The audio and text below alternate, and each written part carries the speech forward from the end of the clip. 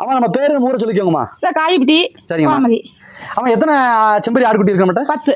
10 தான். இதுக்கு கடாய்க்கு என்னம்மா பண்றீங்க? கடை அங்கே இருக்குது, வச்சு வளர்த்திருக்கிறோம். அது எங்க இருக்குமா கடை? உள்ள இருக்கா? அது இல்ல. எதுக்குமா எல்லா கழுத்துலயுமே கயிறு கட்டிருக்கீங்க? அவுத்துட்டு அதனால அவுத்துட்டு போனா தான் நிக்கும், எல்லாம் ஒரே ஓட்டம் ஓடி போயிடும். அப்படிங்களா? எல்லாம் வெள்ளாமை மெஞ்சிரும். ஏமா தீவனத்துக்கு என்னமா பண்ணுவீங்க இதுக்கெல்லாம்? தீவனம் இது தீவன தட்டு, களைக்கொடி. சரிங்கம்மா. அப்புறம் மக்காச்சோளம் எல்லாம் போடுவீங்க. இந்த கோமாதா தீவனத்தெல்லாம் போட்டால் போதும். சரிங்கம்மா. ஏமா உங்க ஆடு வளர்ப்பு லாபகரமா இருக்கா? அப்படிமா? லாபம் இருக்கு.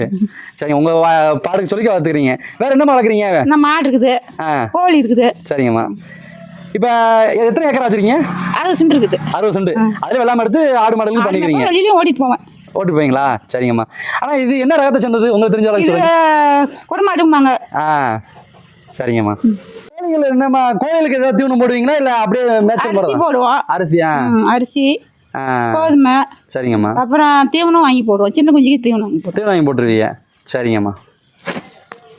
அம்மா மாடுகளுக்கு தட்டு, தீவன தட்டு, பில்லு பிடிங்கி போடுவோம். அப்புறம் தவிடு, அப்புறம் தீவனம் வாங்கி போடுவோம் புழக்க. சரிங்கம்மா. ஏம்மா இப்போ காலையிலேக்கு இப்போ எங்கள் ஏரியாக்களில் வந்து எல்லாமே மேய்ச்சலில் விட்டுருவாங்க.